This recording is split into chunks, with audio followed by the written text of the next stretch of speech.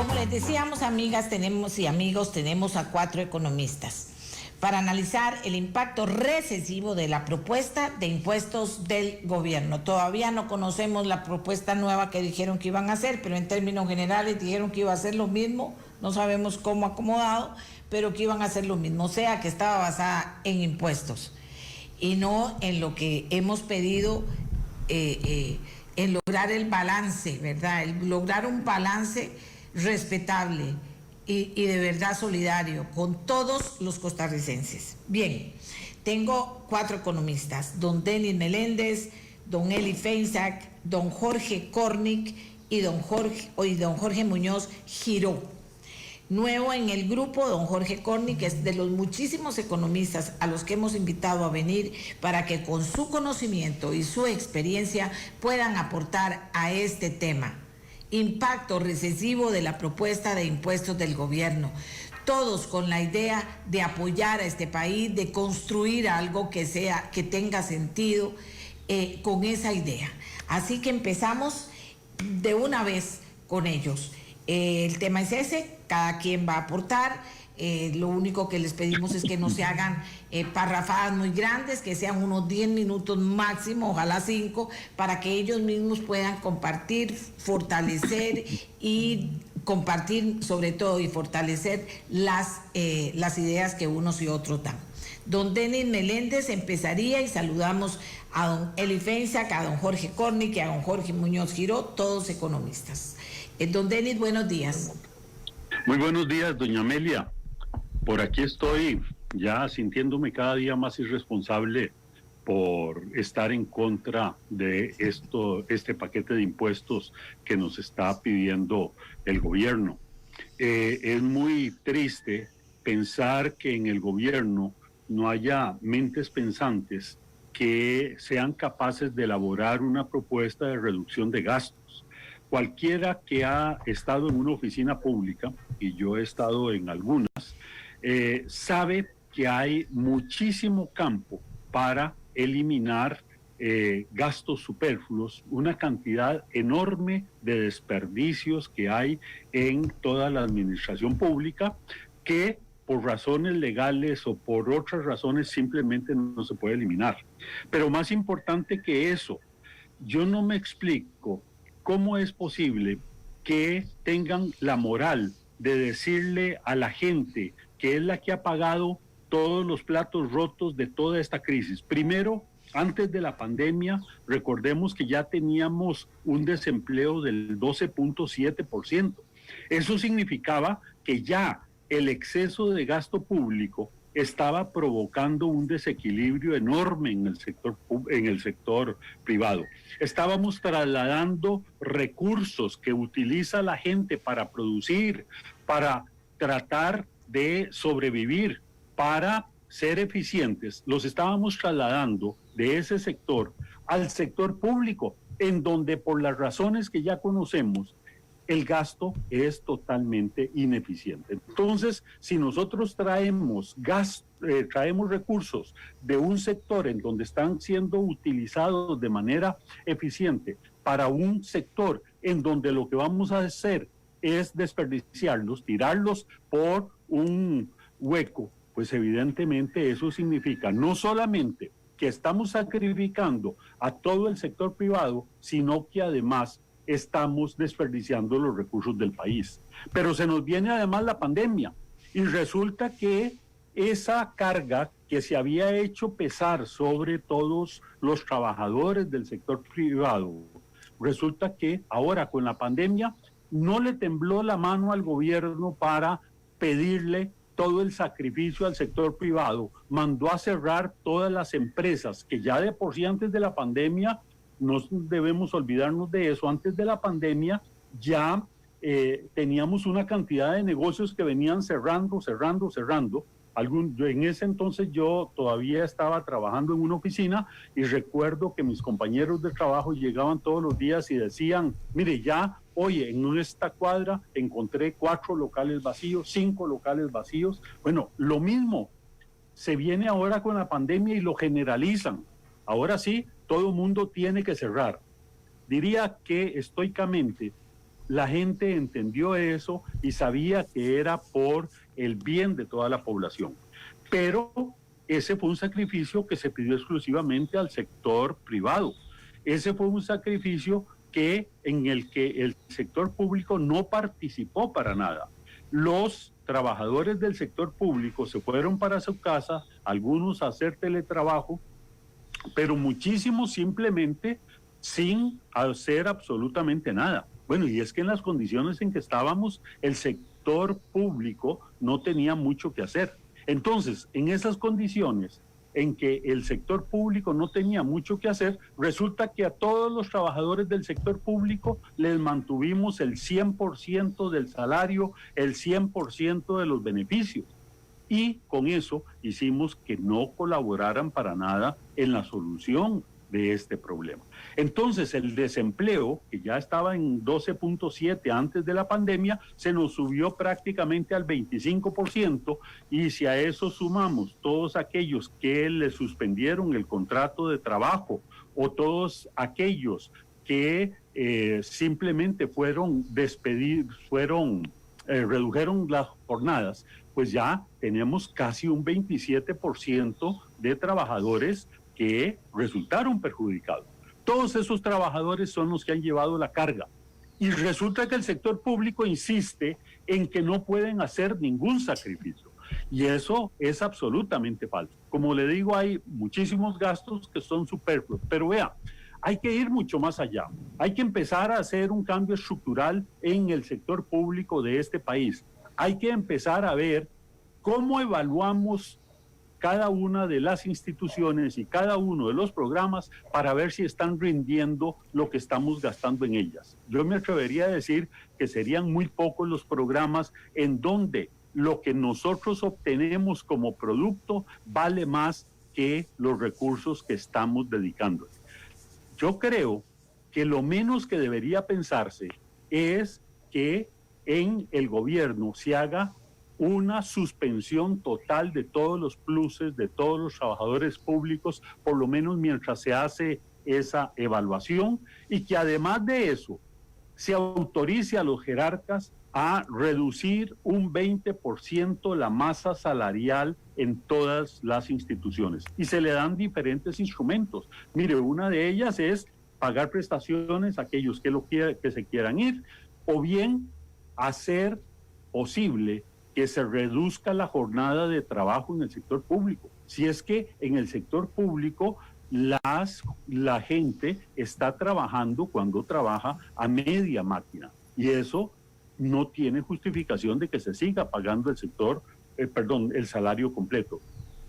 Muchos dicen, bueno, pero es que eso es una injusticia. Bueno, pero peor injusticia es que los trabajadores del sector privado, esos sí han tenido que soportar absolutamente todo, y que ahora, además, se venga a decirnos que ahora van a ser los trabajadores del sector privado los que van a tener que pagar todos esos impuestos. ¿Para qué?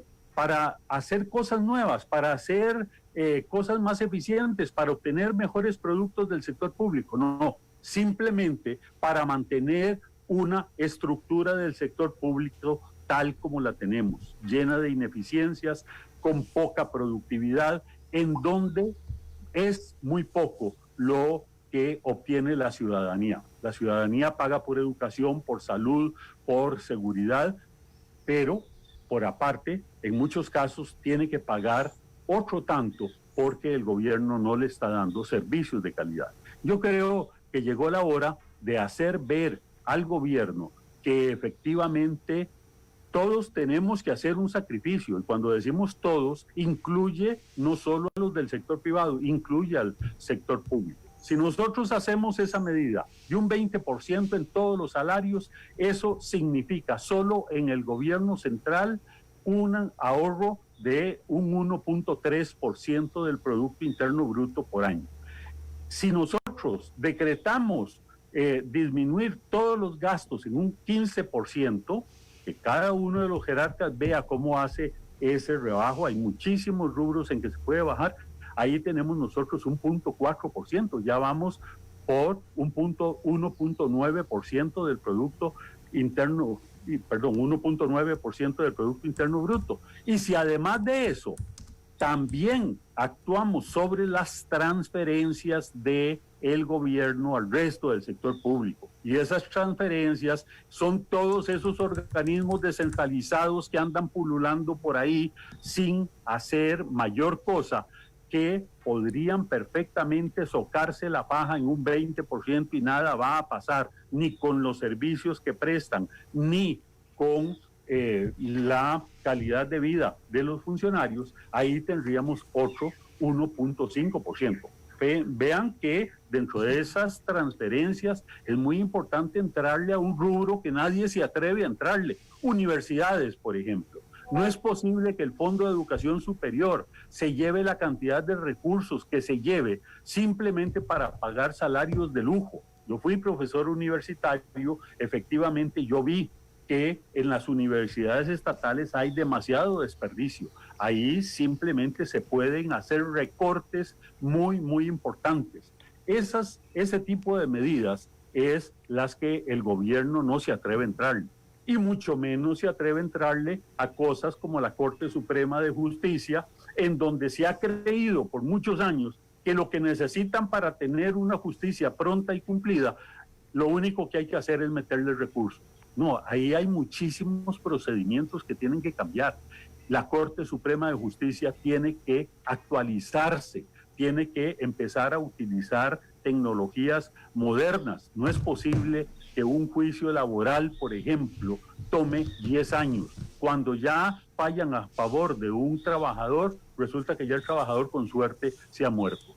Todas esas cosas son las que hay que modificar. Bien, dentro de este panorama que nos recuerda don Denis Meléndez, vamos a ir ahora al tema del impacto. ¿Cómo lo ven, economistas? Luego volvemos con don Denis y así vamos a ir dando la vuelta, o entre ellos mismos pueden participar uno con otro. Don Juan Enrique Muñoz Giró, impacto que usted cree, ha estudiado o puede justificar que tendría este paquete de impuestos en la situación económica de nuestro país. Buenos días a usted, doña Amelia, a los distinguidos y queridos amigos, colegas y a todos los que nos escuchan. Para poner en perspectiva esta pregunta, doña Amelia, yo quisiera tal vez hacer una o dos reflexiones antes de entrar en materia. Primero que todo, yo creo que en este momento y en lo que yo tengo de vida, puede ser la segunda crisis económica tan severa que he vivido. La primera fue allá por el 81, precisamente cuando comenzaba a trabajar en el Banco Central y viví de cerca la terquedad del gobierno de Rodrigo Carazo para hacer los ajustes necesarios. En este momento estamos en una situación ligeramente diferente, pero igual de profunda. Lo primero, pues sí, tenemos un déficit fiscal y una acumulación de deuda interna que nos está ahogando, realmente nos está ahogando. En aquel momento, hace 40 años, pues ya venía también una deuda creciente, porque el gobierno de Carazo tuvo que endeudarse en el exterior para sostener el tipo de cambio en 8.54, que al final de cuentas terminamos en 60 colones en el 81. Entonces, pues poner los ajustes siempre van a salir mucho más caros que estarlos resolviendo a tiempo, atajándolos a tiempo. La segunda característica interesante es que estamos enfrentando una pandemia, y esa pandemia pues ha venido a quebrar todas las transacciones, ha venido a quebrar los flujos comerciales, los canales de distribución, y aquí pues me atrevo a decir que nunca estuve de acuerdo con los cierres. Y leyendo lo que había hecho Taiwán, lo que había hecho Corea del Sur, pues valía la pena usar una mascarita, ponérsela en la boca. Pero aquí pues pareciera que seguimos los pasos de la Organización Mundial de la Salud y comenzamos a cerrar la economía indiscriminadamente. Y a eso se refirió don Denis. Y lo tercero, como parte de la reflexión, es que estamos frente a un gobierno extremadamente débil, confundido, desorientado, con un discurso emocional. Mire, si restringimos el gasto, serán 20,000 policías. ¿No? Dejemos de pensar en temas emocionales. Bueno, puede ser que haya gente que definitivamente no funciona en el Estado ni en ninguna otra parte, ¿no? Que hagamos con ellos. Y aquí solo pongo dos noticias que leí hoy para entrar en el tema de los impuestos. y es parte de lo que yo he venido hablando, no solo de los gastos del gobierno, sino también de los costos a los que llevan no solo el gasto, sino también los impuestos. Hoy, por ejemplo, un periódico de circulación nacional nos hace ver que de cada 10 colones de gasto del presupuesto de la República, 9 están comprometidos. Entonces, bueno, eso ya es una rigidez presupuestaria bastante fuerte que hay que comenzar a revisarla. Como dice don Denis, ahí está el Fondo Especial de Educación Superior, ahí están los fondos para el Poder Judicial, son prácticamente intocables, y en una época de crisis pues hay que hacerlos flexibles, que se ajusten a la crisis. Y hay otro tema que lo leí en Twitter, es una noticia de una televisora nacional, que dice que Acueductos y Alcantarillados, para variar, tiene 2 máquinas perforadoras que le costaron al contribuyente costarricense 2.000 millones de colones y no las usa. Sí, sí. Son 2 máquinas perforadoras. Entonces uno dice, ¿y por qué la compraron? ¿Y dónde están las otras maquinarias? Y todo lo que uno lee día con día. Entonces, definitivamente el Estado costarricense llegó a un punto de una ineficiencia muy elevada en la asignación, la ejecución del presupuesto. Eso hay que revisarlo. Eso me lleva a la segunda reflexión. Como bien lo dijo Eli el jueves pasado en un blog en el que participó con otros economistas, el orden de los factores en el caso de nuestra crisis sí afecta. Esa ley matemática aquí se revierte. Aquí el gobierno puso de primero los impuestos y por residuo, por diferencia, veamos a ver qué hacemos con el gasto. Y resulta que es lo mínimo. En esta situación, yo hubiera puesto primero las medidas del gasto. Segundo lugar, como lo mencionó él, y si lo recuerdo mal, pues que me corrija, la venta de los activos para ir lanzando la deuda rápidamente. Y tal vez por último, vamos a ver qué se puede hacer por impuestos. ¿Por qué yo dejaría los impuestos como un residuo de ajuste?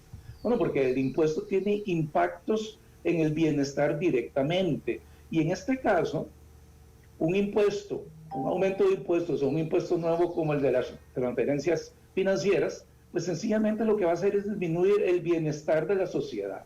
Y ese bienestar es, bueno, me están sacando dinero de mi bolsillo cada vez que utilizo la tarjetita, y resulta que eso es imparable porque ahora todo está prácticamente digitalizado, es una fuente indefinida, infinita, sin límite para recaudar impuestos. Ahora, cuando se imponen tributos, digamos, para una empresa, pues esa empresa va a tener un uso alternativo que podría haber sido mucho más rentable, mucho más productivo. Darle impuestos al gobierno en las actuales circunstancias de ineficiencia del gasto, pues sencillamente es un colón perdido. Se mete en un agujero negro, se lo traga y no sucede nada más que ineficiencia. Ese colón en manos de un empresario o en manos de un consumidor tiene un mucho mejor uso. Quitárselo a los empresarios, quitárselo a los consumidores, sencillamente es disminuir la posibilidad de crecimiento y de bienestar social. ¿Por qué? Porque el uso que le va a dar el gobierno no va a ser para mejorar algunos servicios públicos, va a ser para seguir pagando intereses de la deuda y para seguir pagando salarios del sector público que no han correspondido en su ajuste con el tema de la pandemia y de la crisis económica. Entonces, si es por poner impuestos, hagamos ese ejercicio como el residuo después de hacer un sacrificio, como lo menciona don Denis, en el gasto público, reasignemos partidas presupuestarias, que todos nos soquemos la faja en ese gasto, pero resulta que es intocable. Este gobierno tiene un ADN, al igual que algunos anteriores, de que el Estado es el fin en él mismo, cuando el Estado debe ser suplementario, complementario y debe estar al servicio de la sociedad. Aquí lo estamos poniendo de primero y ese discurso con esta administración del presidente Carlos Alvarado no va a cambiar. Entonces, por ese lado, si nosotros seguimos tolerando aumentos de impuestos, tarde o temprano vamos a destruir la base productiva, porque ya además de estar sustrayendo recursos que compiten con la inversión y la producción y el consumo, vamos a estar desincentivando. Y además, para dejárselo planteado a mis colegas que comparten hoy conmigo, el impacto del impuesto no solo se debe medir sobre la base a la que va dirigido, a qué se le va a cobrar. No solamente se debe ligar con la tasa impositiva, la alícuota, pero también los impuestos, especialmente después de ciertos niveles, generan el incentivo de la evasión. Entonces, en la de menos, esos tres elementos juntos en un contexto donde estaríamos aumentando de una manera tan significativa la carga tributaria, lo que va a hacer no solamente es destruir la base imponible, lo que produce el impuesto, sino también invitar a la gente a jugarse el chance de evadir, porque en la de menos no me van a pescar, y así dejo de darle más ingresos al gobierno. Entonces, aquí hay que sentarse con racionalidad. El orden de los factores, como dice Eli, sí afecta. Comencemos por ver hasta dónde podemos realmente controlar el gasto, y por residuo veamos a ver si habrá necesidad de un ajuste fiscal por el lado tributario. Pero para mí sería lo último en la receta que la economía necesita en este momento. Muchísimas gracias al señor Muñoz Giró. Vamos a escuchar a don Jorge Cornick, quien se nos une a participar con una gran experiencia, tiene don Jorge en la administración pública, privada, en el campo de la economía, y diría yo que más allá. Pero le agradecemos mucho que pueda aportar en este programa, don Jorge. Buenos días. Buenos días, doña Amelia, colegas y todo el público que nos escucha. Yo quisiera empezar por sugerir que debemos desideologizar esta discusión y debemos enfrentarla de una manera pragmática. Si una familia tiene un negocio próspero que le permite tener carros de último modelo para el papá, la mamá y los 2 hijos, e irse de vacaciones a Europa por un mes todos los años, y por alguna circunstancia ese negocio se viene al suelo, y esa familia decide, este año no vamos a cambiar de carro, y este año no vamos a ir a Europa, sino que vamos a ir a Puerto Viejo de vacaciones, ese ajuste en el gasto familiar no tiene nada que ver con ideología, tiene que ver con aceptar la realidad de que la familia es más pobre de lo que era antes. Entonces, yo creo que la cosa principal que tenemos que tener clara es que hoy Costa Rica es un país mucho más pobre que hace un año. Es un país más pobre porque hemos tenido la economía cerrada, porque ha aumentado el desempleo a las magnitudes que decía don Denis, porque tenemos ya un 50% de economía informal. Entonces, la capacidad del sector productivo para aportar recursos al Estado es menor hoy de lo que era hace un año. En esas circunstancias, es decir, cuando la capacidad de contribución es menor, aumentemos la contribución, es un contrasentido. Es un contrasentido que va incluso en contra del objetivo de sanear las finanzas públicas, porque si contraemos más la actividad del sector privado, va a ser aún menor esa capacidad de contribución. Lo segundo es que cuando en Costa Rica hablamos de sector privado, el reflejo condicionado es pensar en grandes empresarios llenos de dinero que por supuesto pensamos podrían contribuir más. La mayor parte, pero ese no es el sector privado que tenemos. La mayor parte del parque de empresas son medianas, pequeñas y microempresas. El sector privado es todo ese sector informal de personas autoempleadas que apenas les da para vivir. Y es ese sector el que ha visto su capacidad de contribución reducida. Entonces, quitando esas como nubes ideológicas, tenemos en este momento la confluencia de 2 factores. Uno es que en Costa Rica el gasto público tiende a aumentar de manera sistemática y por eso cada cierto número de años enfrentamos una crisis fiscal. Y cada vez que esto sucede, el argumento del gobierno es, vean qué torta, las cuentas fiscales se están saliendo de las magnitudes en que son manejables, el gasto es inflexible, la única forma de evitar la crisis es aumentar los impuestos.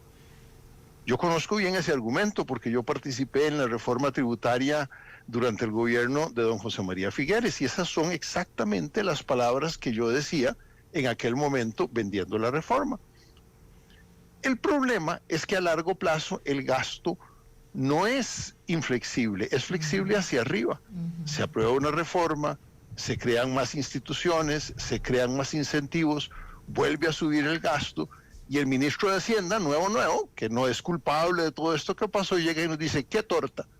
El gasto es inflexible, estamos frente a una crisis, aumentamos los impuestos. Entonces, la cosa central que tenemos que hacer es desmontar ese mecanismo que hace que los gastos estén creciendo todo el tiempo. Y no se trata de socarse la faja en el sentido de este año gastemos menos en lo que usted quiera, en publicidad o en obras públicas o en consultorías. Se trata de desmontar el mecanismo que nos lleva a que crezca siempre el gasto. Y esto tiene, yo creo, por lo menos dos componentes centrales. Uno es una ley de empleo público que cubra al sector público entero, no a unas partes, no con unas excepciones. Hay una mala interpretación de las autonomías institucionales. La autonomía universitaria quiere decir que el ministro de Hacienda no se mete al aula a decirle al profesor lo que tiene que enseñar. No quiere decir que la universidad que no se autofinancia puede fijar arbitrariamente los salarios que se le ocurre, y lo mismo para el Poder Judicial y para todas las instituciones con diversos grados de autonomía. Una ley de empleo público para todo el sector que regule que los salarios se paguen de acuerdo a lo que es necesario en las condiciones de mercado y no por encima de eso. Lo segundo es que cada institución que existe tiene una vocación de crecer. Y tenemos en el sector social, en el sector de vivienda, en el sector agrícola, una multiplicación de instituciones que ha sido documentada minuciosamente por el Estado de la Nación. Y nada menos que don Otón Solís, a quien nadie va a acusar de neoliberal, ya hace muchos años planteó el proyecto Cerrar, un proyecto para consolidar, reducir el número de instituciones en el sector público, que tiene dos ventajas: un ahorro inmediato, porque no tengo 10 departamentos de personal, 10 proveedurías, 10 contabilidades, y una mayor eficiencia, porque puedo manejar mejor las instituciones. Entonces, la consolidación del sector público es una cosa indispensable. Una tercera que yo diría es que hay un deber fiduciario de todo funcionario público, es decir, hay un deber de hacer el mejor uso posible de los recursos cuya administración se le confía. Y ve lo que acaba de pasar en la caja, que al final nos afecta a todos, incluyendo al gobierno, por cargas sociales.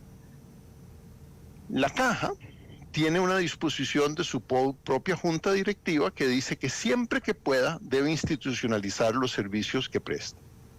Entonces, en el caso de los CEBAIS de la zona este de la ciudad, que habían sido contratados a una entidad privada, la caja decide, no, vamos a traerlos de vuelta para la caja. ¿Con qué resultados? Un aumento de un 50% en el costo del manejo de esos CEBAIS, pero un deterioro inmediato del servicio, porque se suspendió la atención vespertina y porque en vez de recoger las muestras en el EBAIS y llevarlas al laboratorio, ahora se obliga a las personas a ir al laboratorio a llevar sus muestras. Esto debería ser un delito, que un grupo de funcionarios públicos decidan encarecer y deteriorar un servicio cuando lo podrían haber evitado. No debiera ser una cosa que se celebra lo público primero versus lo privado, sino una cosa que se condena por el mal uso de los recursos de los costarricenses. La cosa central, entonces, no es recortar el gasto, es desmontar los mecanismos que llevan a su crecimiento. Y si hacemos eso, más un principio de realidad fiscal, el Estado no puede estar obligado a transferir fondos o a gastar fondos que no tiene. Empezamos a enderezar las cosas. Yo creo que es injusto decir que este gobierno no ha hecho nada del lado del gasto. En todas las reformas tributarias que yo conozco, desde el gobierno de José María en adelante, lo único que se ha hecho es aumentar el ingreso. En la ley de fortalecimiento de las finanzas públicas que se aprobó al inicio de este gobierno, en un primer tiempo que yo creo que fue muy bueno de este gobierno, se hicieron unas cuantas cosas tímidas, pero se hicieron unas cuantas cosas para reducir el gasto, ¿verdad? Una moderación de las anualidades, aunque está en discusión todavía a dónde se aplican, la regla fiscal. Se hizo un poquito, pero tiene mucho mérito, porque eso es más de lo que se había hecho en todas las reformas anteriores. Y en una economía normal, eso probablemente hubiera sido algo que nos hubiera en el largo plazo dado un resultado no insignificante. Pero ahora tenemos la economía de rodillas y los socios comerciales están de rodillas y la recuperación va a ser muy lenta. Así es. Entonces no podemos arriesgarnos a ahogar esa economía que está en condiciones ya de por sí precarias. Como somos más pobres, no podemos pagar el mismo estado que teníamos antes de ser más pobres. Vamos a tener que aceptar que este año no cambiamos de carro, que en el futuro inmediato el estado que vamos a tener es más pequeño. Y eso sería cierto aun si tuviéramos un estado con la eficiencia del de Singapur. Pero mire lo que pasa, y varios compañeros han llamado la atención sobre el tema de la eficiencia. Hemos hecho un aumento enorme de la inversión pública en educación. Y las pruebas PISA nos muestran que no solo no se ha traducido en un mejor sistema educativo, sino que se han reducido los resultados de Costa Rica en las pruebas PISA. Es decir, que al tema estructural de que siempre crece el ingreso, al tema coyuntural de que somos un país más pobre, se suma este tema de que estamos gastando muy mal sin hacer esfuerzos serios para gastar mejor. Entonces yo creo que hay que darle vuelta a esta orientación. La reactivación económica es la medida fiscal más importante y ahí no estamos haciendo nada. Somos un país artificialmente caro porque tenemos impuestos y restricciones a la importación de azúcar, de leche, de arroz, de carne de pollo, de carne de cerdo. Somos un país que no aprovecha las oportunidades de la tecnología para bajar los costos de muchos servicios porque los colegios profesionales fijan arbitrariamente tarifas que no tienen nada que ver con el costo de los servicios. Cierto. Somos un país en que las medicinas cuestan el doble de lo que cuestan en Europa. Yo tengo amigos exiliados económicos que viven en Europa porque la pensión que en Costa Rica apenas les alcanza para vivir, en Europa les permite vivir muy bien porque la comida y las medicinas cuestan la mitad. Entonces, a la vez que debemos cambiar el énfasis del ajuste, debemos actuar agresivamente para reducir el costo de la vida en Costa Rica y eso se puede hacer de manera fácil y rápida y no estamos haciendo nada en ese respecto. Así que doble error, énfasis en los impuestos cuando deberíamos controlar el gasto y cero acciones del lado central que es la reactivación económica. Muchas gracias, don Jorge. Mire, aquí dice, clarísimo también este señor, tercero, verdaderos pedagogos o didactas todos hechos. Bueno, de eso se trata. Con paciencia, volver a ubicar las cosas para ver si logramos incidir importantemente en quienes tienen que tomar las decisiones. Don Eli, ¿nos cierra esta primera ronda? Sí, buenos días, doña Amelia, y a los amigos contertulios y por supuesto a toda la audiencia de Nuestra Voz. Creo que es importante que hablemos del impacto que tendría aprobar una reforma fiscal como la propuesta por el gobierno. Creo que tanto don Denis como Juan y Jorge han sido bastante claros en señalar las ineficiencias del sector público, como incluso sugerir algunas soluciones, analizar el contexto en el que estamos y por qué esta propuesta es incorrecta, pero debemos de hablar de su impacto. Lo primero es entender que para que el gobierno de la República gaste un colón, tiene que quitárselo a alguien. Y eso lo puede hacer solo de dos maneras: quitándoselo directamente por la vía de un impuesto o quitándoselo a sus hijos por la vía de un crédito que los hijos van a pagar en el futuro, ¿verdad? O a nosotros mismos dentro de 10 años. Entonces, al final de cuentas, el gobierno, esa es la fuente de sus ingresos. Y como decía don Denis muy claramente, ¿verdad? Y Juan también, el gasto del lado del gobierno es bastante más ineficiente que el gasto en el lado privado, ¿verdad? Entonces, cada vez que se hace esa extracción de riqueza al sector privado, se reducen las posibilidades de crecimiento en la economía costarricense, simple y sencillamente porque el dinero se va a utilizar más ineficientemente. Por eso es importante, sí, buscar mayor eficiencia en el gasto público, buscar mayor impacto de las políticas públicas, pero eso no se puede lograr con un Estado tan anquilosado y tan inflado como el Estado costarricense. Jorge mencionaba el ejemplo del proyecto de ley Cerrar de Otón Solís. Son 23 instituciones que administran más de 40 programas sociales en el país y la pobreza la tenemos estancada.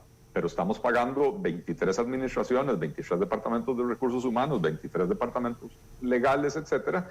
Y como dijo don Pepe Figueres alguna vez allá por los años 70, con respecto a Limas, la única pobreza que redujimos fue la de los funcionarios que trabajan ahí, ¿verdad? Entonces, hablemos del impacto. Según el gobierno, y las cifras son de Alicia en el País de las Maravillas, ¿verdad? Las estimaciones del gobierno lo son. Pero según el gobierno, su propuesta aumentaría la recaudación en 5 puntos porcentuales del PIB. Pongamos esto en perspectiva. El año pasado, antes de la pandemia, la recaudación total del gobierno fue más o menos 14,75% del PIB, digamos 15% para redondear. Entonces ahora le quieren agregar 5 puntos adicionales.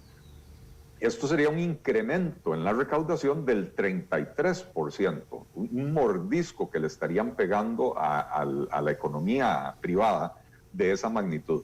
Ahora, si lo comparamos no con la recaudación del año pasado, sino con la que se proyecta para este año, que como producto de la pandemia va a caer, está cayendo la recaudación y se estima que va a ser un 12.7%, agregarle otros 5 puntos representa un incremento del 40%. No hay economía en el mundo que aguante un mordisco de esa magnitud. Y entonces, no solo por el efecto de la ineficiencia del gasto público, que disminuye las posibilidades de crecimiento cuando se le extrae riqueza al sector privado para pasarla al público, sino también porque ya se vuelve la carga fiscal demasiado onerosa para el emprendedor, el inversionista, el empresario, mandándoles la señal de que en este país no son bienvenidos los negocios, no son bienvenidas las ganancias y que es mejor no invertir aquí. Y esto fuerza a las personas a buscar otras fronteras, fuerza a los negocios o a las empresas a hacer negocios en otras partes del mundo, o simple y sencillamente a poner en el congelador proyectos de inversión que estaban considerados. Entonces, esta escalada de impuestos de 5 puntos porcentuales del PIB, lo que haría es sumir al país en una recesión mucho más profunda de la que ya tenemos, y estamos en el medio de una recesión, pero no solo más profunda, sino que más prolongada. Las estimaciones del Banco Central son que este año la economía se va a contraer en un 5%. La mayoría de los economistas estiman que esa cifra se queda corta y que probablemente la caída de la economía andará por el orden del 7%. ¿Qué quiere decir esto? Bueno, quiere decir que si el año pasado el país produjo 100 colones, este año vamos a producir 93 o 95. Pero si el año pasado había 5.100.000 costarricenses, este año habrá más o menos 90 o 100.000 costarricenses nuevos. Entonces, hace un año repartíamos 100 colones entre 5.100.000. Ahora vamos a repartir 93 colones entre 5.200.000, ¿verdad? Entonces, nos estamos empobreciendo. Y entonces creo que a esto apuntaba Juan en su intervención, la capacidad, o Jorge tal vez, la capacidad contributiva del sector privado está gravemente disminuida. Por último, mencionar algo que los economistas sabemos, incluyendo el único economista que está cercano al gobierno, que es el presidente del Banco Central. Yo no digo que el presidente del Banco Central es miembro del equipo económico porque en teoría, por ley, el Banco Central es independiente y no es miembro del gabinete económico, pero bueno, asesora al gobierno.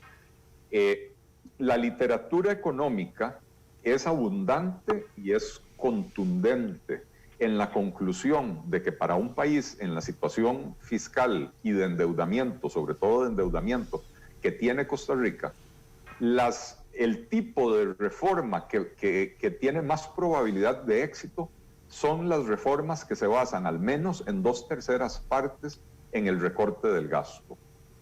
Y hablan de entre 2/3 partes y 4/5 partes en el recorte del gasto. Y el diferencial, el residuo, digamos, vía impuestos o vía ingresos frescos. ¿Por qué? En primer lugar, porque el recorte del gasto es menos recesivo que el aumento de impuestos. Un aumento de impuestos siempre le mete un frenazo a la economía. El recorte de gastos puede tener un efecto recesivo, pero bastante menos profundo y menos prolongado. Y no siempre tiene efecto recesivo, porque si ese recorte del gasto se traduce en más dinero en los bolsillos de los ciudadanos privados, entonces al redistribuirse del gobierno al sector privado, aumenta la eficiencia del gasto y de la inversión, y entonces no necesariamente caemos en una recesión. Pero segundo, y también muy importante, porque cuando usted tiene unas finanzas públicas desequilibradas, el gasto, como decía Jorge, crece en automático, pero los ingresos se quedan estancados. Entonces, cuando usted sube los ingresos, lo que hace es que le pega un brinco a esos ingresos, pero se van a volver a quedar estancados. Y el gasto va a seguir creciendo. Y entonces, la señal que reciben los inversionistas es, mire, van a subir los impuestos, con lo cual me hacen menos atractivo invertir, pero además no están resolviendo el problema estructural de las finanzas públicas, con lo cual dentro de 5 o dentro de 10 años va a ser necesaria otra reforma fiscal. Y no hablemos de reforma fiscal, va a ser necesario otro paquete tributario, otro paquete de impuestos. Y entonces, si ya hoy no es atractivo invertir con los nuevos impuestos, y en mi panorama, en mi horizonte de planificación empresarial, veo otro aumento de impuestos, pues lo mejor es llevarme esa plata a otra parte y no invertirla, o por lo menos llevármela debajo del colchón para que no me la agarren con el impuesto a las transferencias electrónicas, ¿verdad? En cambio, cuando el ajuste se hace mayoritariamente del lado del gasto, la señal que se manda al inversionista es precisamente la que se necesita enviar, que es, bueno, ahora sí se está poniendo control a la estructura del gasto. Y ojo, en esto es muy importante lo que decía Jorge al puro final de su intervención. No se trata de recortar el gasto en galletas y licores y papelería. Se trata de modificar la estructura del gasto, de eliminar esas rigideces de las que se quejan los políticos, pero no hacen nada para eliminarlas, para que entonces le cambiemos la trayectoria al gasto, que deje de ser una trayectoria creciente, para que podamos mantenerla constante y pareja con los ingresos, para que no se nos siga acumulando déficit y deuda. Muy bien, aquí tengo a la gente participando con cualquier cantidad de inquietudes y la verdad es que muchas muy buenas, ¿verdad? Otras a veces no terminan bien la idea y entonces no las puedo compartir, pero voy a decir algo aquí, por ejemplo. Lo que se está indicando es correcto. El camino del empobrecimiento está incluso en los presupuestos presentados para el Ejecutivo. Argentina, por ejemplo, logra con éxito reestructuración de deuda. Es un aporte, ¿verdad? Nada más. Consiguió reestructurar deuda por unos 66 mil millones de dólares con acreedores externos, con lo cual salió del default y se enfocaría ahora en negociar con el FMI a fin de recomponer el camino de su economía. Bajaron la tasa de toda la deuda de un 7% a un 3% sin emitir deuda nueva. Solo por eso se ahorraron más de 38 mil millones de dólares, un aporte que nos está haciendo en este momento Juan Manuel. Muchas gracias. Hacemos la pausa y otro aporte que me llama mucho la atención de la gente que es público, ahí se puede leer, dice, es que aquí nos estamos dando cuenta con estos foros de que los economistas son los que deberían estar ocupando los cargos más importantes del Poder Ejecutivo y ni se diga del Poder Legislativo. Hacemos la pausa y ya regresamos. Costa Rica, ya regresamos. Que nos escucha, muchas gracias por participar, muchas gracias por opinar, muchas gracias por la atención que le está prestando a nuestro foro de hoy, que tiene como fin tratar de aportar en el tema de impacto recesivo de impacto de la propuesta de impuestos del gobierno. Y me parece que es importante decirles yo a ellos ahorita que tenemos ya la parte. Son 40 minutos, pero es como la parte ya de descenso. Llegamos al punto más alto del programa y la parte de descenso. Y yo quisiera, no que a partir de ahora, pero que cada quien manejara cómo pedirles a ellos que han hecho un balance de situación que pareciera que los hace muy fuertes en cómo está el país, en ver cómo está el país, que pensáramos en dejar como aporte de este programa unas 3 propuestas, 2 propuestas, 4 propuestas, no sé, que serían aquellas que se aconsejarían al gobierno. Y lo digo con toda humildad, porque es que la gente dice, pero ¿por qué no escuchan? Bueno, hagamos las propuestas en buena voluntad, si ustedes lo consideran importante, si no, no. La verdad es que dentro de lo que sería el cierre de cada uno de ustedes cuando llegue el momento. Si me expliqué, vuelvo a darle la palabra a los señores para que continúen ellos mismos el hilo conductor de este programa para poder ir aportándoles también en ese sentido a todos ustedes, que todos me están dando propuestas, todas las personas que me llaman y que me escriben. Así que adelante, no sé quién empieza, puede empezar el señor Muñoz Girodo, por favor. Propuestas, doña Amelia. Hay que considerar 2 cosas aquí, y como bien lo han señalado los colegas, un aumento de impuestos y la creación de nuevos impuestos no nos va a resolver el tema. Ese 5% de recaudación prevista por el gobierno central, pues sencillamente es ilusoria.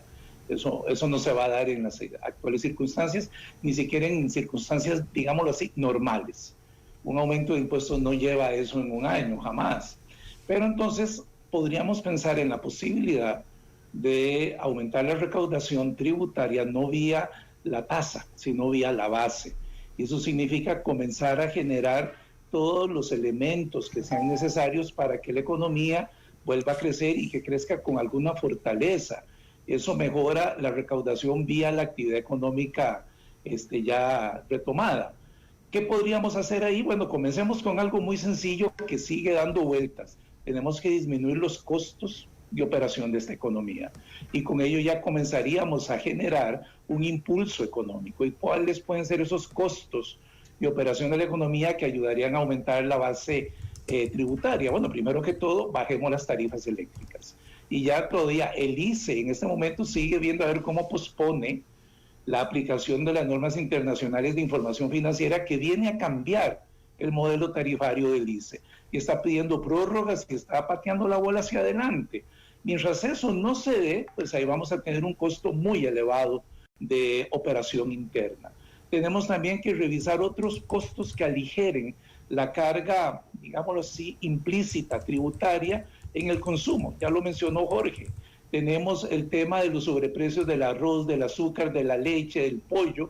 Bueno, vayamos desmantelando eso para que el sector privado, precisamente los consumidores, tengan una mayor disponibilidad de recursos y puedan reactivar otros tipos de gasto que tienen en su presupuesto. Bueno, metámosle la mano a eso.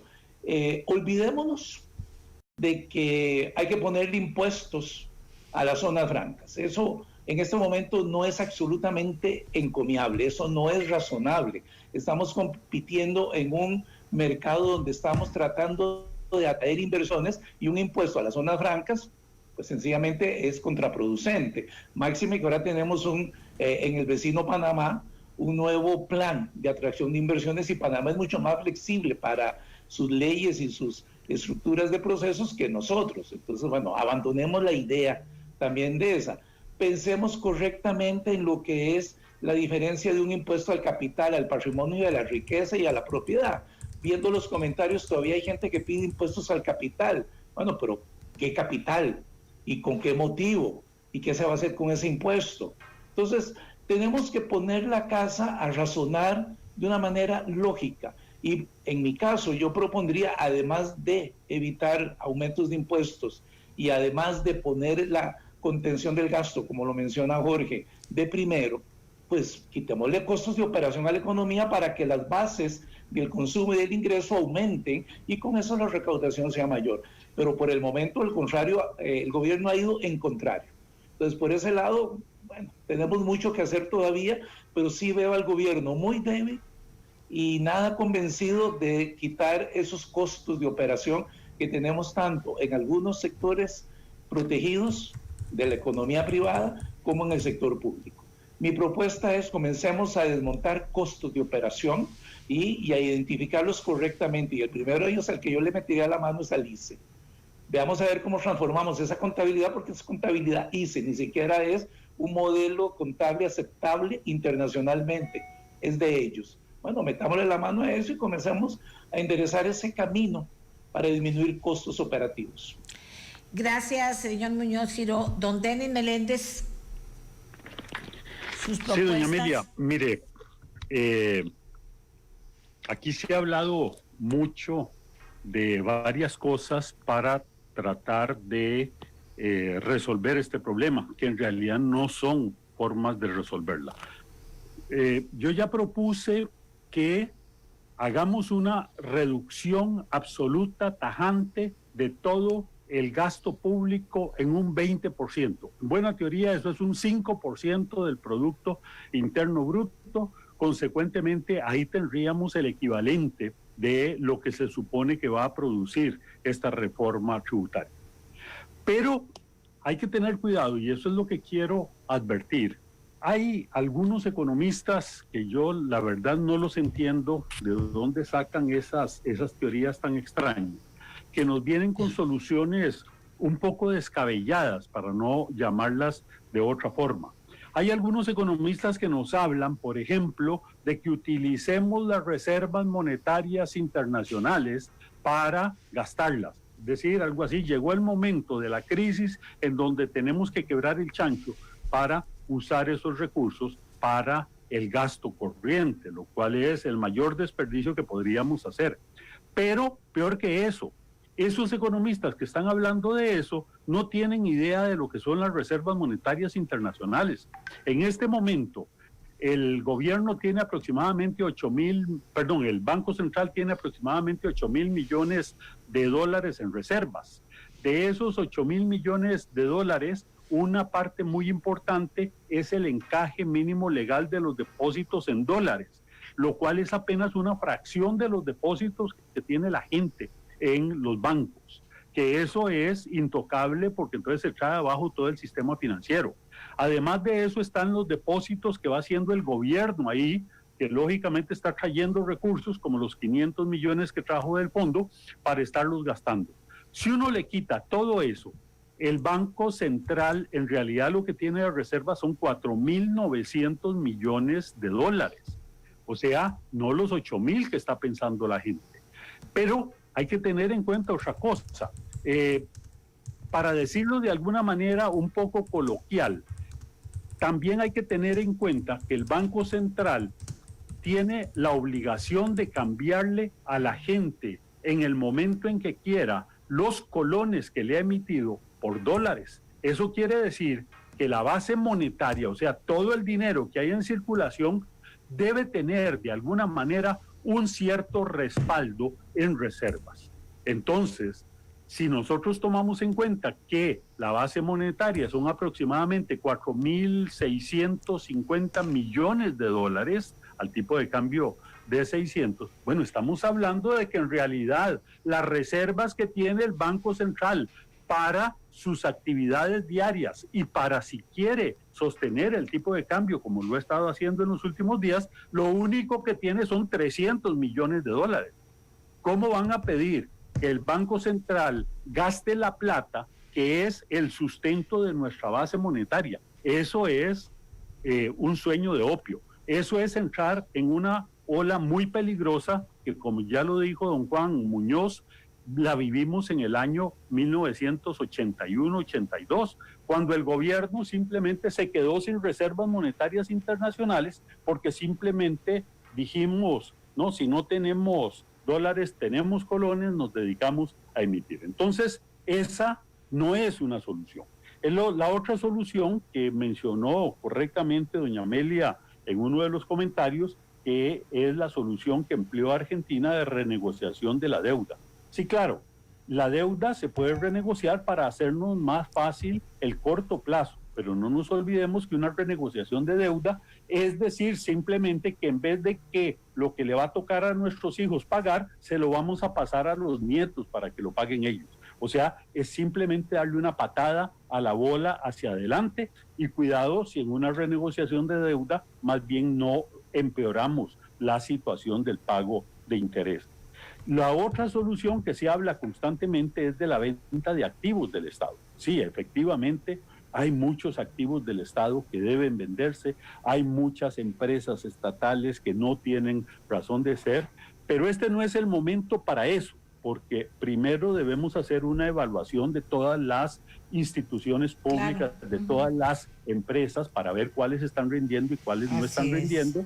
En algunos casos abrir el capital de las empresas, en otras simplemente venderlas para traducirlas en ingresos. Por ejemplo, bueno, qué sé yo, urge bajar las tarifas eléctricas. Bueno, parte de los activos que tiene el ICE podrían emplearse eventualmente para bajar la deuda del ICE y consecuentemente de esa manera reducir el gasto que tiene el ICE y consecuentemente poder bajar las tarifas eléctricas. Nada hace el costarricense con decir que somos dueños de Colby o somos dueños de una empresa telefónica cuando en realidad, en primer lugar, no es de los costarricenses como tal, porque todo lo debemos. Y en segundo lugar, tenemos ahí un activo muy valioso que podríamos venderlo, pagar con eso los fideicomisos que tanto dolor de cabeza le están causando al ICE con este tema de las NIFs y entonces bajar el servicio de las deudas y podemos reducir tarifas. Y así podemos actuar en muchas partes del Estado. Pero sí, yo creo que es importantísimo no caer en este tipo de trampas que se nos están planteando. Ahora, ¿qué es lo que podemos hacer para resolver la situación? Vamos en dirección contraria de lo que hay que hacer. Como bien lo dijo don Eli Feinsack, la relación de gasto a Producto Interno Bruto tiene dos componentes, el numerador, que es el gasto, y el denominador, que es el Producto Interno Bruto. Hay que estimular la producción. Ese famoso programa de reactivación económica del que tanto se nos habló y nunca se nos concretó, es lo que estamos necesitando. Pero ¿cómo hacerlo? Nunca supo cómo hacerlo el gobierno. Una forma muy simple y muy elemental es que dejen trabajar a la gente. En estos momentos nuestra economía está llena de peros por todo lado, llena de tropiezos en donde si usted va a poner una empresa, le ponen 1000 trabas para que no lo haga, ¿no? Simplemente hagamos una amnistía general de regulaciones y empecemos como si no existiera nada de eso. Lógicamente las leyes existen y la gente tiene que respetar por ellos mismos esas leyes, pero no obligarlos a demostrarle a un grupo de funcionarios que a la larga saben poco de eso, que se están cumpliendo con esas regulaciones. La gente sí puede seguir siendo responsable de cumplir las regulaciones ambientales, pero pasar por un año y medio en obtener una autorización para que se les demuestre que no están incumpliendo las leyes ambientales, eso no tiene ningún sentido. Muchas gracias, don Denis. Muchas gracias como ya estoy en la parte final del programa, tengo que ir viendo los tiempos. Señor Jorge Cornick, gracias, don Denis. Muchas gracias, doña Amelia. Muy concretamente, primero, hagamos más barata la comida en el país, eliminando las restricciones e impuestos a la importación de alimentos. Y aclaro que me equivoqué antes porque el cerdo sí ingresa al país libre de impuestos. Entonces, primero, comida más barata. Segundo, hagamos más accesibles los servicios profesionales y disminuyamos el desempleo entre los profesionales jóvenes, eliminando la potestad arbitraria de los colegios profesionales de fijar las tarifas de los servicios profesionales. Tercero, hagamos más barata la electricidad, obligando al ICE a aplicar las normas financieras internacionales. Cuarto, hagamos más baratos los medicamentos, permitiendo la importación paralela de países como España y Francia, en que los medicamentos de marca son mucho más baratos que en Costa Rica. Quinto, una ley de empleo público, un régimen único de empleo público que elimine las arbitrariedades e injusticias y abusos del empleo en todo el sector público. Sexto, aprobemos una versión del proyecto Cerrar de don Otón Solís, tal vez incluso más ambiciosa. Y séptimo, llevemos recursos frescos al Estado y mantengamos el ritmo de inversión pública concesionando la administración y el mantenimiento de obra pública ya existente. Esto tiene dos beneficios: va a estar mejor mantenida esa obra y va a llevar recursos nuevos al Estado para no detener el impulso que con don Rodolfo Méndez ha tomado la inversión pública tan indispensable para el crecimiento futuro del país. Don Eli. Don Eli, vamos con usted, muy puntual e interesante todo lo que están diciendo, pero la puntualidad también muy interesante. Adelante, don Eli. Perdón, estaba con el micrófono apagado.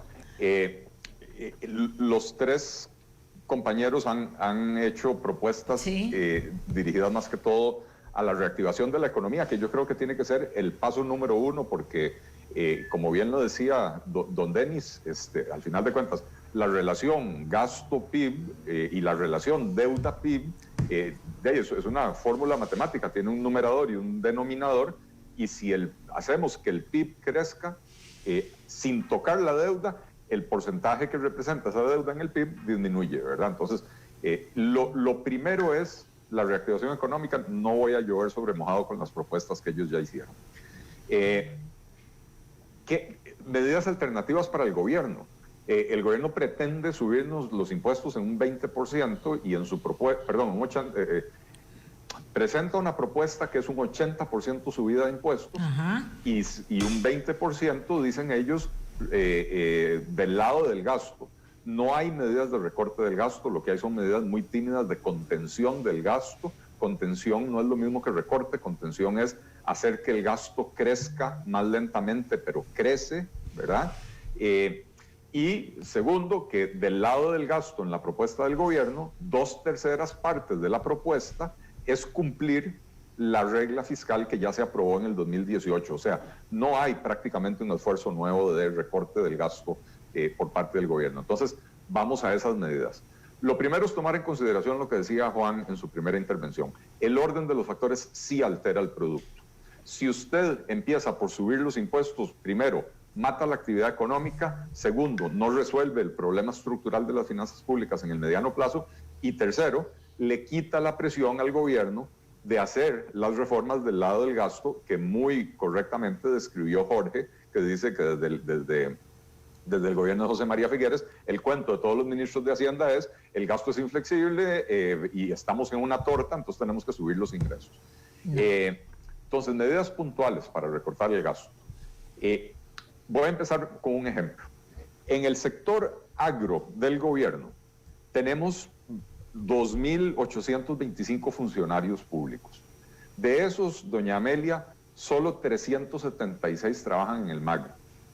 Tenemos otras 1, 2, 3, 4, 5, 6, 7, 8, 9 o 10 instituciones que dependen del MAG, pero que cada una tiene su director ejecutivo, presidente ejecutivo, algunas tienen junta directiva, su departamento legal, su departamento de recursos humanos, etcétera, etcétera, etcétera. Entonces, del presupuesto total, que es de 240.000 millones de colones, el MAG maneja solo 40.000 millones de colones, la sexta parte. Entonces tenemos ministerios que son cascarones, Y tenemos una proliferación, una promiscuidad, diría yo, de instituciones públicas que están cumpliendo las funciones de lo que debería ser un ministerio. Entonces, en todos los sectores del gobierno se pueden fusionar instituciones, cerrar, como dice don Denis Meléndez, hacer un análisis de costo-beneficio, determinar cuáles no están dándole a la sociedad un beneficio mayor que los recursos que tenemos que poner ahí para que se mantengan abiertas, esas hay que cerrarlas. Pero eso lleva mucho tiempo. Esa no debería ser de las primeras, o la decisión se debería tomar ya y comenzar a trabajar en eso. La decisión se tiene que tomar ya, doña Amelia, porque si no se toma ahora, se pospone para las calendas griegas. Exacto. Y entonces, a ver, aprobar un proyecto de ley para fusionar instituciones, doña Amelia, requiere el mismo trámite legislativo que aprobar un proyecto de ley para subir los impuestos. Okay. Entonces, si vamos a hacer el esfuerzo, deberíamos de hacerlo correctamente. Okay. Entonces, hay varias propuestas en este sentido. Ya Jorge mencionó la de Otón Solís, fusionar 23 instituciones en un solo ministerio. Don Rubén Hernández está haciendo una, don Rubén Hernández, inclusive me pasó alguna parte de lo que está haciendo en ese sentido también. Hay varias, ¿verdad? Está esa de Otón Solís. Yo he propuesto crear un ministerio de la producción donde se fusionen todas las entidades que tienen que ver con el sector productivo, agricultura, ganadería, pesca, turismo, comercio, industria, en un solo ministerio de la producción, no solo por el ahorro de recursos, sino porque además eso permite una mejor gobernanza, permite una política de desarrollo productivo integral para todo el sector, en vez de políticas sectoriales que muchas veces tienen conflictos entre sí. Okay. Lo mismo en el sector cultura, hay 14 entidades adscritas al Ministerio de Cultura. Yo he propuesto también crear una Secretaría de Finanzas donde se fusione el Ministerio de Hacienda, el Ministerio de Planificación y la parte de política económica del MEIC. Vea usted que planificación viene hablando desde hace 25 años de la necesidad de hacer presupuestos por metas y presupuestos plurianuales, pero como el que le toca ejecutar eso es a Hacienda, las cosas no avanzan. Entonces es necesario tener eso en una sola entidad. Hay propuestas que han hecho otras personas también que valen la pena tomar en cuenta. La eliminación del salario escolar, solo eso son, que es una propuesta que han dado promoviendo Juan Carlos Hidalgo, solo eso son 140, 150 mil millones de colones al año. Las Cortes han determinado que el salario escolar no es un plus, dicen que es un aumento salarial. Bueno, la regla fiscal dice que cuando se supera el 60% de endeudamiento, no hay aumentos salariales. Por lo tanto, aplicar la regla fiscal. El fundamento jurídico ya está, ni siquiera se necesita hacer nada. Simplemente hay que tomar la decisión de no pagar el salario escolar. Gerardo Corrales ha propuesto hacer una renegociación de la deuda. La propuesta de él tiene algunas debilidades porque hay que considerar que si uno renegocia tasas de interés y las baja, esto tiene un efecto sobre los precios de los activos. Pero bueno, siendo que buena parte de la deuda es interna, el gobierno debería sentarse a hablar con sus acreedores, que son sus propias entidades, para tratar de hacer un ajuste, aunque sea alargarle el plazo para disminuir la carga de intereses en el corto plazo. Como le digo, doña Amelia, hay muchas propuestas. Yo el otro día lancé ahí un video con 10 propuestas. Ministerio de Transportes, que de esto venía hablando Luis Guillermo Solís y nunca hizo nada. Cerrar los consejos, el de transporte público, el de seguridad vial, el de vialidad, cerrarlos y esas funciones devolvérselas al ministerio.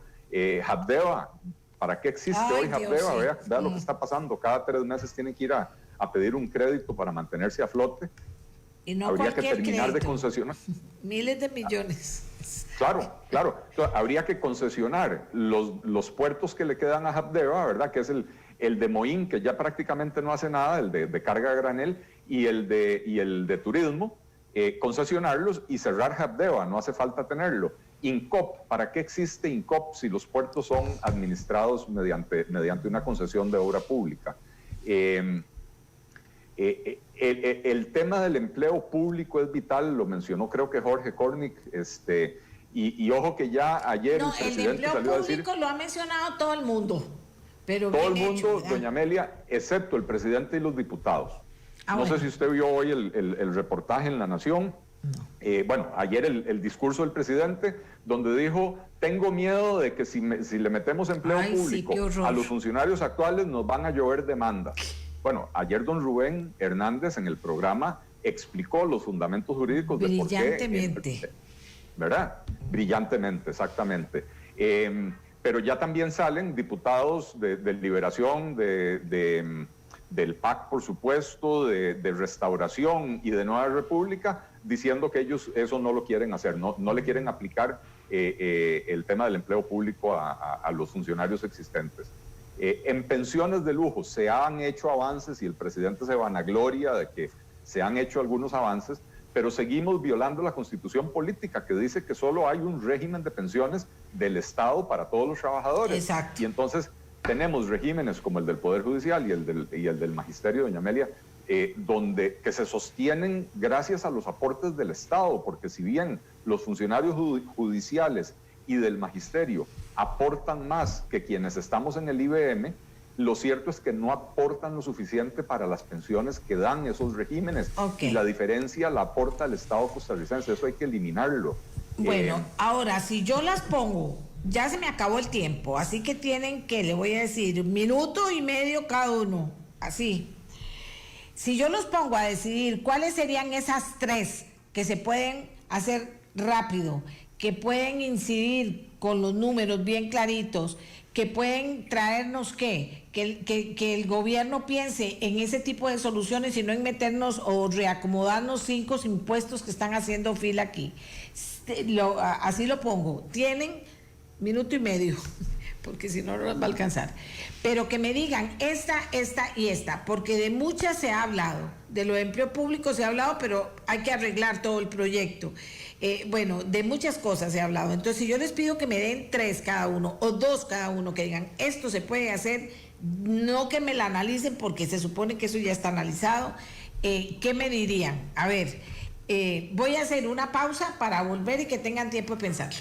Hagamos otra pausa y vuelvo para que tengan tiempo de pensarlo y le digan a Costa Rica para que vean después si el presidente no diga que somos irresponsables los que estamos promoviendo, que gente que sabe pueda aportar análisis, justifique propuestas y las dé y plantee propuestas necesarias. Son costarricenses que quieren cumplir con su deber patriótico y profesional de ayudarle al país y a un consejo económico que otro día les voy a pedir a estos 4 señores que vengan a ver cómo integramos un consejo económico que no sea el consejo económico para las próximas que tenemos ahora, porque yo creo que eso también hay que revisarlo. Hacemos la pausa y vuelvo con ellos. Es fuerza que cambia el latido de un En Nescafé sabemos que en Costa Rica hay miles de maestros del café. Ellos nos inspiran, por eso nos esforzamos por ser maestros del tueste. Nuevo café molido Nescafé, 100% costarricense con 3 variedades de tueste, suave, medio y oscuro. ¿Cuál es el tuyo? La Municipalidad de San José tiene al cobro los tributos trimestrales de servicios urbanos, bienes inmuebles y patentes. El 30 de septiembre vence el pago. Puede cancelar desde nuestra página web o en las plataformas del Banco de Costa Rica, Banco Nacional o mediante SIMPE. Si no puede hacer sus pagos desde la casa, protéjase por usted y por su familia. Municipalidad de San José, trabajamos para usted. Hoy es el último día. Aprovecha la liquidación de saldos en todas las Monge del país, con hasta 50% de descuento en más de 40,000 artículos. Llévate un parlante amplificado Telstar de 1.600 watts por tan solo 44,900 colones. Además, continúa el Festival de Crédito Fleximonge. Vení ya por tu crédito inmediato, sin primas, sin fiador y con la cuota más baja siempre. ¡Que no se te pase! ¡A Monge le tengo fe! El COVID-19 se combate con agua y jabón. Por eso la industria bananera le insta a seguir las siguientes medidas. Lávese muy bien sus manos con agua y jabón durante 30 segundos. Manténgase mínimo a 1 metro de distancia de otras personas. Cubra su boca al toser o estornudar con su antebrazo. No se toque la cara. Desinfecte su celular, llaves y todas las superficies de su casa. La lucha contra esta pandemia la ganamos todos. Un mensaje de la industria bananera y Corvana. cómo prevenir el abuso sexual en un 2x3. Enseñarles que sus genitales son partes privadas. Nadie tiene derecho a tocarlas. Y nadie puede obligarles a tocar los genitales de otra persona. Cosechar la confianza ayuda a prevenir el abuso sexual. Protege a tus hijos e hijas del abuso sexual. Consulta al 1147, denuncia al 911, PANI y Gobierno de la República.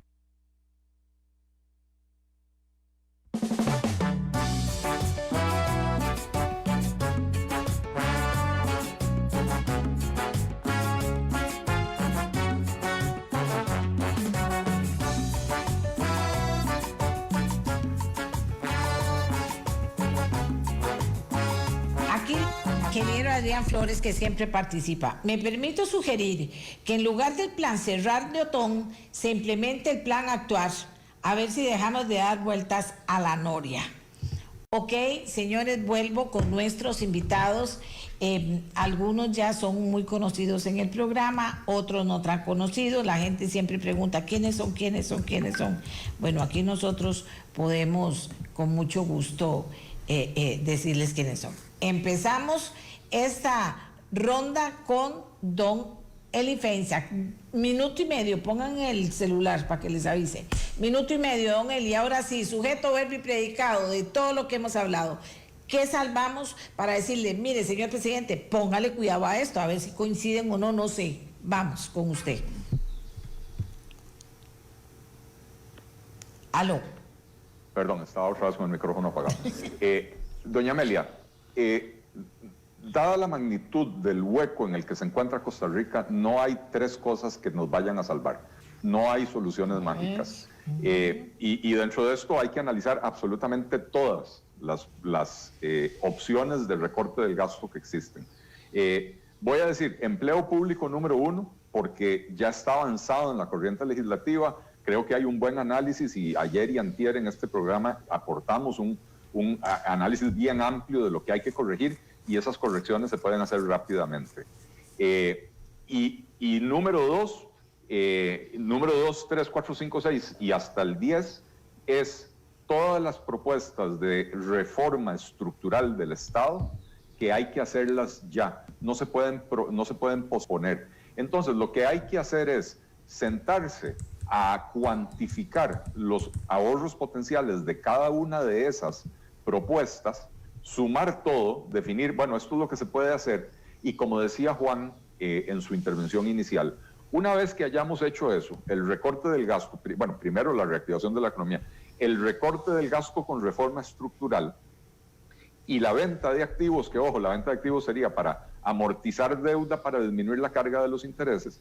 Habiendo hecho esas cosas, entonces veamos a ver cuánto hace falta de manera residual y a ver qué tipos de ajustes hay que hacerle al esquema tributario costarricense para obtener esos recursos. Y se va a sorprender la gente de que probablemente el tipo de ajuste que necesita el sistema tributario no es una subida brutal de impuestos, sino más bien una simplificación donde se eliminen 105 impuestos, bueno, se eliminen 90 o de los 105 y se eliminen la enorme mayoría de las exoneraciones, de manera que se amplíe la base de esos impuestos, bajando las tasas probablemente también. Don Juan Muñoz Giró. 3 puntos y como bien lo dice Eli, hay todavía mucho más y todos son simultáneos. Pero el primero, retomar el plan Cerrar de don Otón Solís, comenzar a fusionar y como dice don Denis, costo-beneficio con algunas empresas y si hay que cerrarlas, se cierran. El asunto es que no se puede seguir manteniendo instituciones, programas y presupuestos que no contribuyen para nada. Entonces, primer punto, reestructuración del Estado vía inicial con el plan Cerrar. Segundo punto, una revisión del sistema tributario, lo acaba de mencionar Eli, son 105 impuestos. De esos el 90% de la recaudación responden a 5 impuestos, el resto es una tontera. Entonces, ahí hay que simplificar el sistema tributario, integrar los 10 sistemas informáticos de Hacienda que no se comunican entre ellos y comenzarle a hacer la vida más sencilla al que declara impuestos, para evitar la evasión.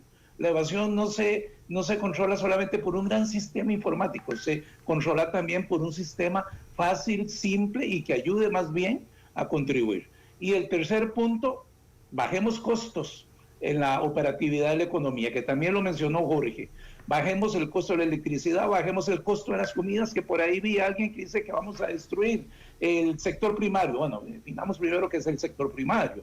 Y si es por azucareros y arroceros, pues no. El arancel sencillamente va para unos cuantos contados con la mano. Entonces, en el orden que yo estaría tratando esto de inicio, cerrar, simplificación tributaria e integración de sistemas, y tercero, bajemos los costos de operación de la economía donde haya que bajarlos para facilitar el consumo y la producción. Esos son mis puntos, doña Amelia. Gracias. Aquí aporta un asesor legislativo. Todas esas propuestas deben traducirse en proyectos de ley. Se vienen 8 meses consecutivos de sesiones extraordinarias del 1 de diciembre al 31 de julio del 2021, donde será el Poder Ejecutivo quien controle la agenda legislativa. Un buen aporte. Ahora vamos con don Jorge Cornick, por favor. Doña Amelia, si yo le entendí bien, usted nos está pidiendo 3 cosas que sean rápidas de decir y de hacer, entonces voy con 3. Okay. 1, hacer más barata la comida eliminando los aranceles y restricciones a su importación, lo cual se puede hacer protegiendo al mismo tiempo a los pequeños productores que son los que menos se benefician de esto. 2, congelar en su nivel actual todas las transferencias del gobierno central a otras instituciones públicas por 5 años, y dejar que esas instituciones vean cómo acomodan la restricción. Así es. Y 3, eliminar, no por 2 años, eliminar de manera permanente las anualidades en todo el sector público, lo cual es más sencillo y rápido de hacer que la reforma completa de empleo público que también hay que hacer. Excelente también. ¿Y don Denis Meléndez? Bueno, si me piden 3... yo diría que la más sencilla de implementar es la amnistía de regulaciones para poder reactivar esta economía. El costarricense dice, no me den de comer, déjenme trabajar, y eso es muy importante. En segundo lugar, lo que yo veo más factible es reducir el gasto público en forma inmediata. Fíjese que anualmente el presupuesto nacional y el presupuesto de todas las instituciones tiene un superávit sin ejecución entre un 10 y un 12%. ¿Por qué de una vez no eliminamos ese 10, 12% y entonces empezamos de otra base? Para el próximo año, un 8% adicional para poder disminuir el gasto. Y el tercer punto es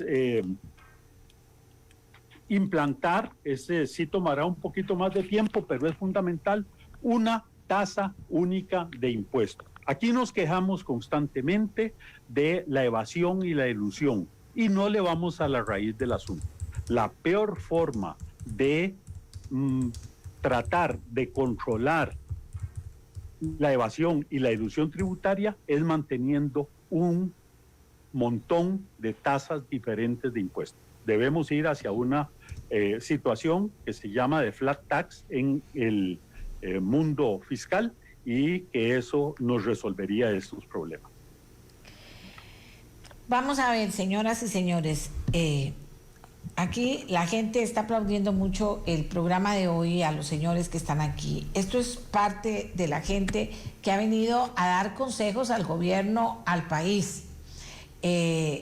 Y lo que se llevaron con el presidente ayer y lo que nos llevamos los que decimos que no más impuestos. Ellos no han hablado ni de un impuesto, no han hablado de ningún impuesto. Yo les quiero agradecer a ellos.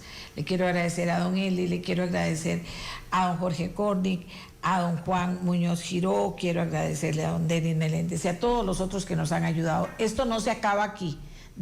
Estamos arrancando, yo diría. Estamos esperando alguna respuesta que espero no sea la que dio el presidente ayer. Yo soy muy honesta y se los digo porque no lo voy a decir por atrás, lo digo aquí que es mi trabajo. Y con ustedes es que hablo, porque como ahora estamos fuera por el tema de que somos ciudadanas de alto riesgo, con ustedes es con quienes más hablo cada día.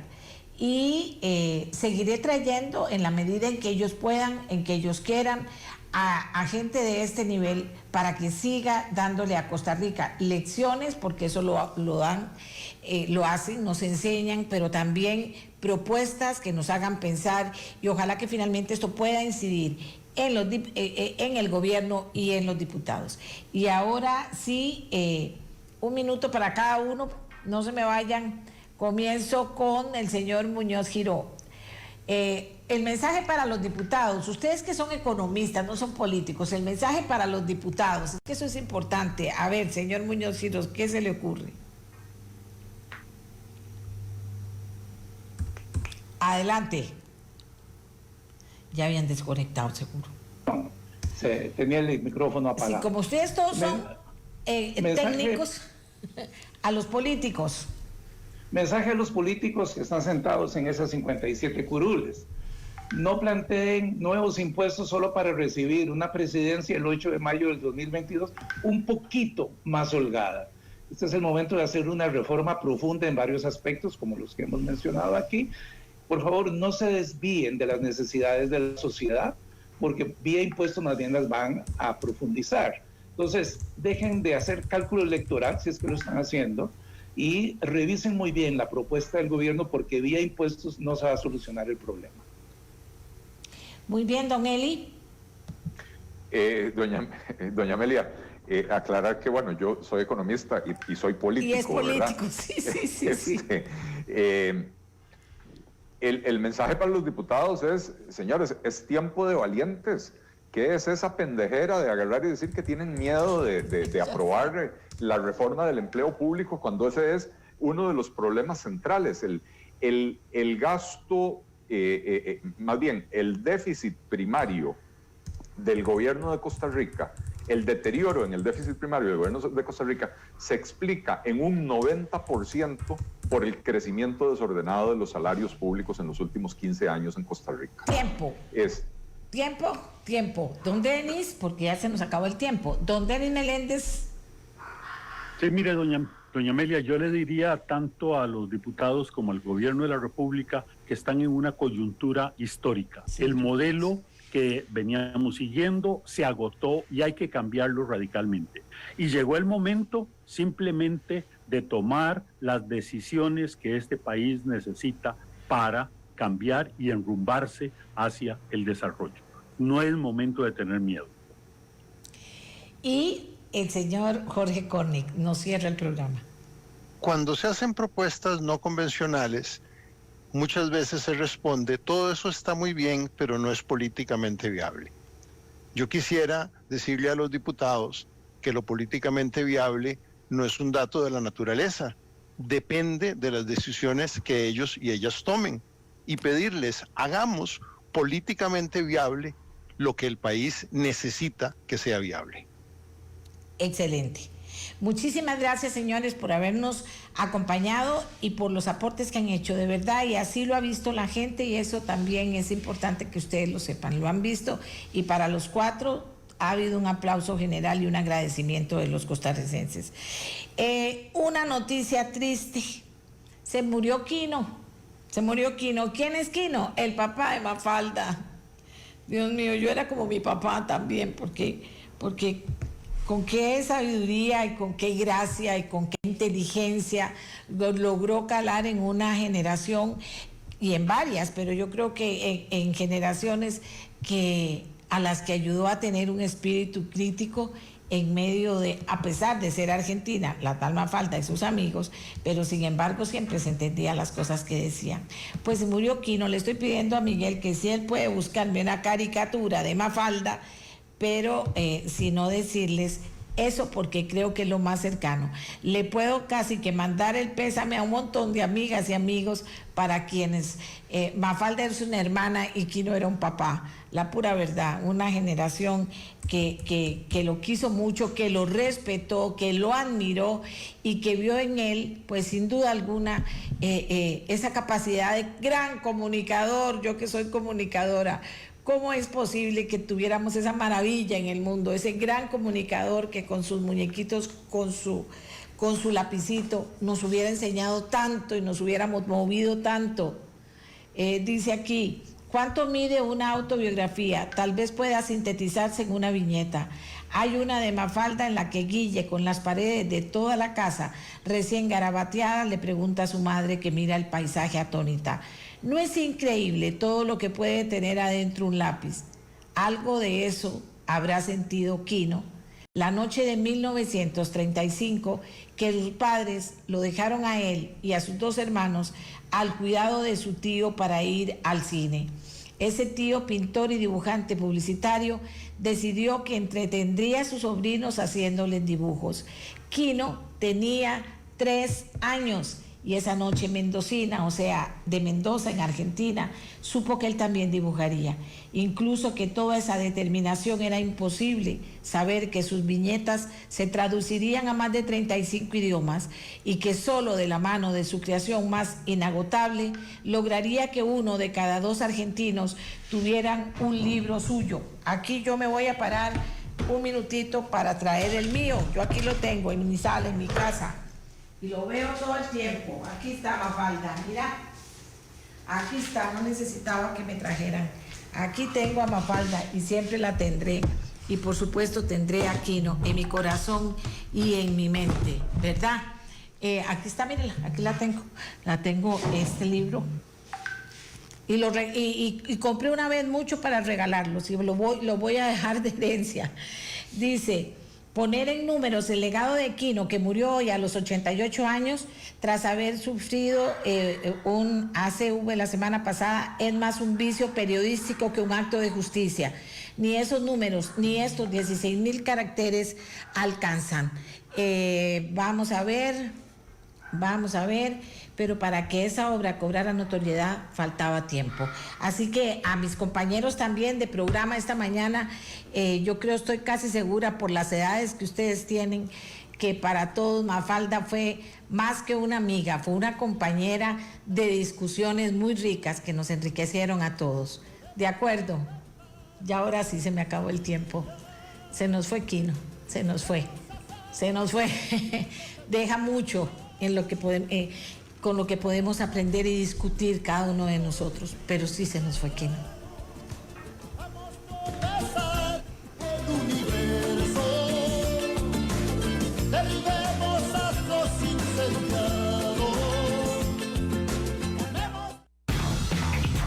Esto fue Nuestra Voz con Amelia Rueda. Tus gigas son tuyos. Por eso ahora si sos Movistar, los gigas que no usaste un mes, podés acumularlos para el próximo. No perdás lo tuyo, así como no perdés tu pasión, tu actitud, tu vocación. Chicos, vamos a empezar con la clase de hoy. O no perdés tus raíces. ¡Bomba! ¡Ayer pasé por tu casa! Todo eso es tuyo. Y los gigas de tu plan también. Con Movistar, tus gigas no se pierden. Se acumulan.